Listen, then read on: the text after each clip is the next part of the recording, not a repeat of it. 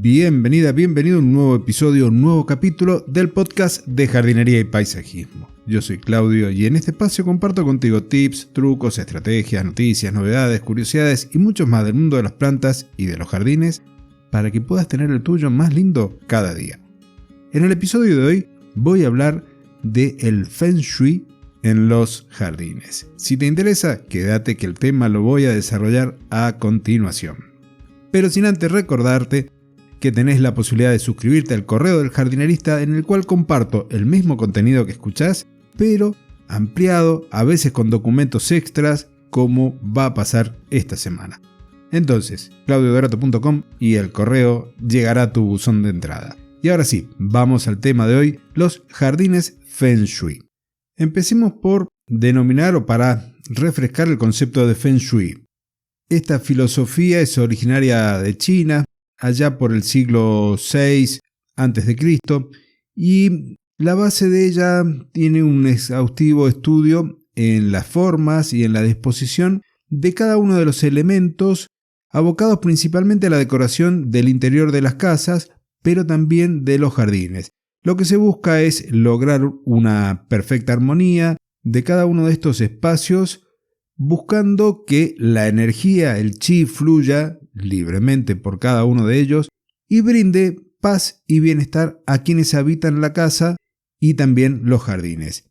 Desde el punto de vista de Feng Shui, la mayoría de las cosas, la mayoría de las intervenciones se hacen a nivel domiciliario o de edificios. Se tienen en cuenta los puntos cardinales, se tienen en cuenta las formas, las distribuciones, para poder incorporar elementos de 5 que consideramos habitualmente: el fuego, el agua, la tierra, la madera y el metal, en puntos claves o en puntos estratégicos para que la energía fluya libremente. Se le asigna que la influencia del hogar será de un 80% frente al 20% que le corresponde a los jardines. Pero no por ello se descuidan, y después tenemos un montón de elementos a tener presentes. El diseño de los jardines, el diseño aplicado del Feng Shui, tiene distintas connotaciones. Hay varias escuelas con distintas orientaciones o formas de aplicar el Feng Shui, con lo cual hay espacios verdes, jardines o parques que están más orientados para ese fluir de la energía para las personas que están vivas. Y hay otra que se aplica para aquellos espacios como los parques de descanso, cementerios, en donde el fluir de la energía tiene que ver más con las personas que físicamente no están en el espacio. Pero de ello no voy a hablar, no me voy a meter, porque no es el que más me agrada. Y aquí, como te he dicho hace ratito, nosotros vamos a tener en cuenta 5 elementos que van a estar presentes directamente, como el fuego, el agua, la tierra, la madera y el metal, o representado mediante otros objetos. Que tengamos que tener fuego en un rincón dentro del jardín no nos dice directamente que vamos a tener una fogata, sino podemos utilizar, por ejemplo, plantas con flores de color rojo que van a estar representando ese elemento en el jardín. Por otro lado, tenemos también que lograr un equilibrio adecuado entre dos fuerzas dominantes, el yin y el yang. El yin es el principio femenino, el yang el principio masculino, y esto lo vamos a lograr a través de la disposición de los elementos, de los colores y de las formas de cada uno de estos elementos. Y ahora vamos a pasar un poquito a la cuestión práctica. Hay un elemento básico en lo que es la aplicación del Feng Shui, que es como un mapa o una carta conocida como Baguab. En ella dividimos el espacio en 9 partes, en donde cada una está representada por un elemento en particular. La orientación y el orden, entonces, van a estar acorde a ellos, y esta puesta en escena de los elementos van a propiciar crear espacios armónicos que generalmente invitan a la contemplación. Para empezar, haremos un plano del jardín. Elegiremos una escala, por ejemplo 1 en 100, en donde cada centímetro representa 1 metro o 100 centímetros, y tendremos nuestro dibujo, nuestro plano del jardín. Con ese plano vamos a tener después también otra imagen que vamos a utilizar, que es este bagua, que es un cuadrado dividido en 9 secciones. Este cuadrado va a contar con las medidas acordes a las dimensiones de tu jardín, cosa que al superponerla veremos cómo quedan definidos 9 sectores en tu espacio. Puede que algunos se proyecten hacia afuera de este cuadrado, de este bagua, y algunos que no logren cubrir alguno de los sectores.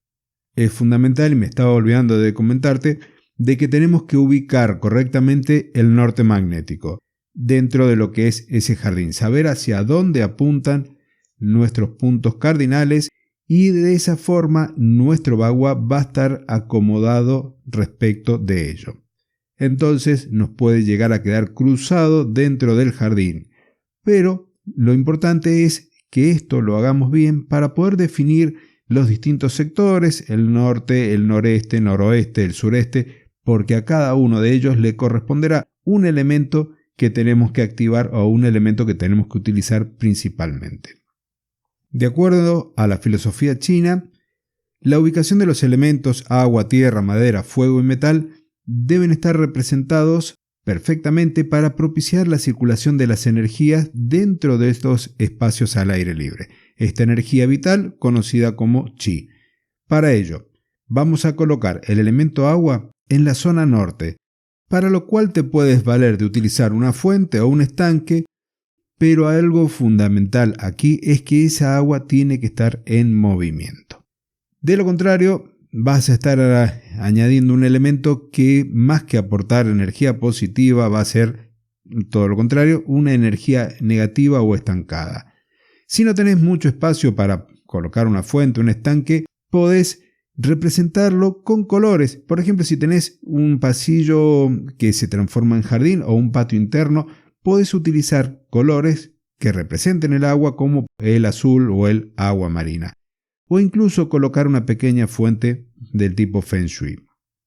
Otro de los elementos que tampoco puede faltar es la tierra, y aquí los puntos cardinales que le corresponden son el noroeste y el sudeste.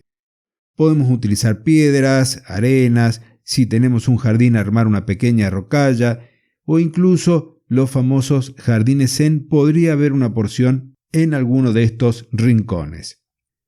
La energía de estos elementos de la piedra, de la tierra, ayudan a bajar los niveles.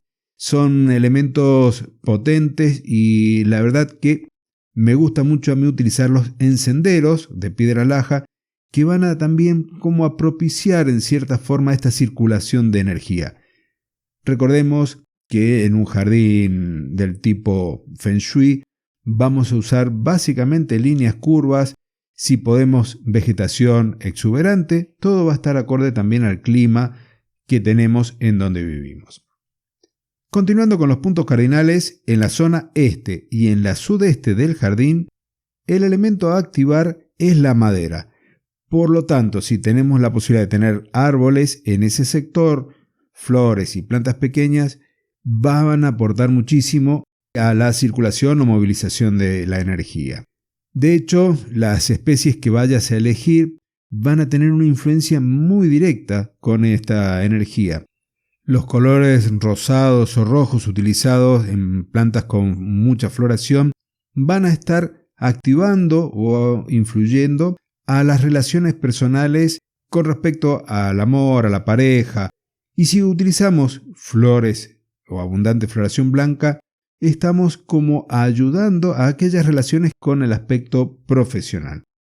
Al punto cardinal sur le corresponde el fuego y el metal nos queda en el oeste y noroeste. Con ellos complementamos todos los elementos para aplicar en el Feng Shui. Para el fuego podríamos utilizar antorchas de aceite, velas o incluso en la Argentina la parrilla o la barbacoa en otros lugares. Luego tenemos que el metal abre un universo de posibilidades desde el punto de vista del diseño y de la decoración. Podemos utilizar formas redondas y esféricas en lámparas, carrillones de tubos de metal, esculturas, hay mucho para elegir. Si hay algún otro principio fundamental que tienes que tener en cuenta es que lo ideal es utilizar siempre elementos naturales en la decoración. Si hay mobiliario que sea de madera, las plantas deben de ser naturales. Y acá hago referencia a las plantas porque podríamos decorar todo con plantas plásticas.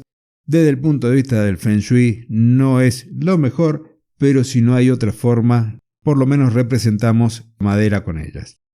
Y por último, no por ello menos importante, tanto en los jardines como en la vivienda propia, es fundamental mantener ordenado y limpio.